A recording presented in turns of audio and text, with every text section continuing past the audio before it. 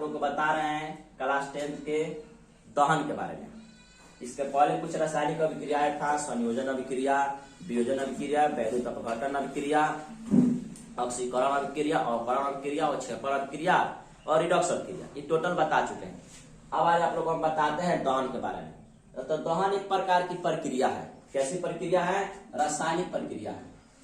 दहन एक प्रकार की रासायनिक प्रक्रिया है जिसमें कोई पदार्थ जलकर ऊष्मा और प्रकाश उत्पन्न करता है। इस प्रक्रिया को दहन कहते हैं। सिंपल सी बात है कि कोई भी पदार्थ को जलाया जाए तो वहां से ऊष्मा और प्रकाश उत्पन्न होता है, तो उसको कहते हैं, उस प्रक्रिया को कहते हैं दहन।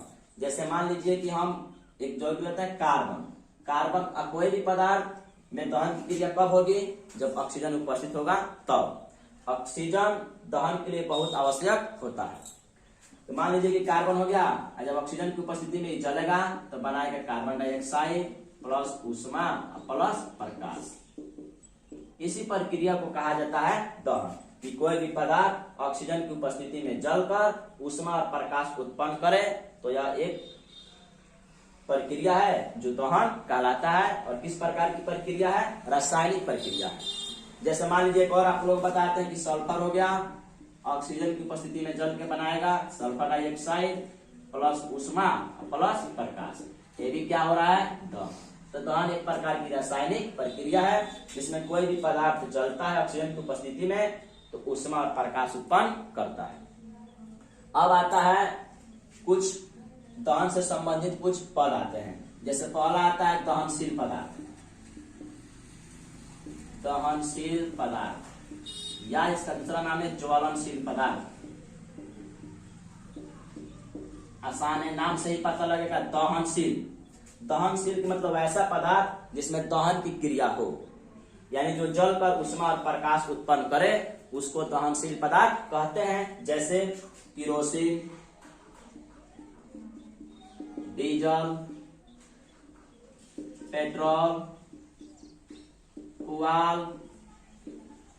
लकड़ी, बहुत से ऐसे पदार्थ हैं कि जिसको जलाने पर ऊष्मा और प्रकाश उत्पन्न होता है। उस प्रकार के पदार्थों को दहनशील पदार्थ या ज्वलनशील पदार्थ कहते हैं। दूसरा पार्ट होता है अदहनशील पदार्थ।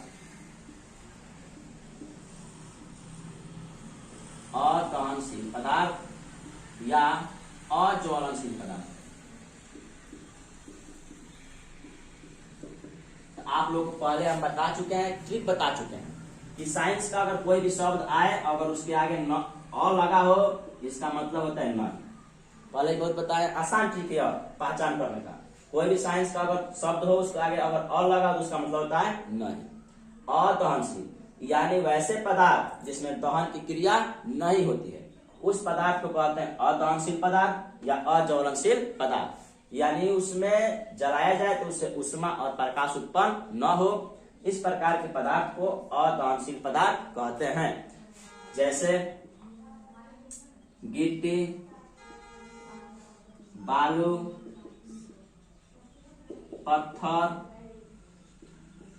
ईंट, बहुत से ऐसे पदार्थ हो जाएंगे जिसमें दहन की क्रिया नहीं होती है, न वो जलता है और न ऊष्मा और प्रकाश उत्पन्न करता है। तो इस प्रकार के पदार्थ बता दिए। अब आते हैं कुछ और इसमें पॉइंट है, चलिए देखिए बताते हैं।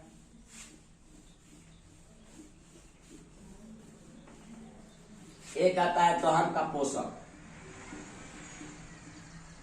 दहन का पोषक सिंपल सी बात है, जो दहन की क्रिया को सहायता करता है, जो दहन की क्रिया में अति आवश्यक होता है उसको दहन का पोषक कहते हैं। जैसे ऑक्सीजन। ऑक्सीजन दहन की क्रिया में अति आवश्यक होता है, इसको दहन का पोषक कहते हैं। तो उसका उल्टा भी आएगा, एक होता है दहन का अपोषक। दहन का अपोषक यानी जो दहन की क्रिया को रोकता है, दहन की क्रिया में अवरोध उत्पन्न करता है, इसको दहन का अपोषक कहते हैं। जैसे CO2। आप लोग देखे होंगे पेट्रोल पंप हो गया, बड़े बड़े हॉस्पिटल हो गया, उसमें एक गैस का सिलेंडर लगा रहता है कि अगर किसी कारणवश उसमें आग पकड़ लेता है तो उस सिलेंडर में CO2 गैस भरा रहता है। कौन सा गैस? CO2। जैसे उसके कुंजी को प्रेस किया जाएगा, दबाया जाएगा, उसमें से गैस निकलना स्टार्ट करेगा CO2, और जहां जहां आग पकड़ा होगा उसके चारों ओर के लेयर को घेर लेगा। जब चारों ओर के लेयर को घेर लेगा तो उस जिस भाग में आग पकड़ा है वहां ऑक्सीजन की पूर्ति कम हो जाएगी, यानी जहां आग पकड़ा है वहां ऑक्सीजन मिलेगा नहीं। जब ऑक्सीजन मिलेगा नहीं तो जलने की क्रिया बंद हो जाएगा, इसलिए इसको दहन का पोषक पदार्थ कहते हैं। चलिए, अभी आप लोग को हम बताए थे कि किसी भी पदार्थ को जलने के लिए जरूरी होता है ऑक्सीजन की उपस्थिति। कुछ ऐसे भी पदार्थ होते हैं जो बहुत इंपोर्टेंट है, देखिए कुछ ऐसे भी पदार्थ होते हैं जो बिना ऑक्सीजन की उपस्थिति में भी चलते हैं। जैसे मैग्नीशियम को जब नाइट्रेट के साथ गर्म किया जाता है तो ये बनाता है मैग्नीशियम नाइट्रेट प्लस ऊष्मा और प्रकाश। देखिए इसमें कहाँ ऑक्सीजन है, यह बिना ऑक्सीजन के भी ऊष्मा और प्रकाश उत्पन्न कर रहा है। तो कुछ ऐसे भी पदार्थ होते हैं जो बिना ऑक्सीजन के भी दहन की क्रिया करते हैं। इसके बाद कल आप लोग को बताया जाएगा कि किसी पदार्थ को जलने के लिए, दहन की क्रिया करने के लिए क्या क्या आवश्यक पदार्थ है। और एक जरूरी सूचना है कि अगर सिलेबस से संबंधित कोई भी डाउट आप लोग के पास हो, कोई भी डाउट हो तो हमारा व्हाट्सएप नंबर है, यूट्यूब चैनल है, उस पर आप लोग कमेंट में लिख सकते हैं या अपने कॉपी पर लिख कर उसका पिक हमारे पास भेज सकते हैं। आपका आंसर खूब बढ़िया सुविधा सहित समझा दिया जाएगा। कोई प्रॉब्लम हो आप हमारे यूट्यूब से या व्हाट्सएप से उस आंसर का हल प्राप्त कर सकते हैं।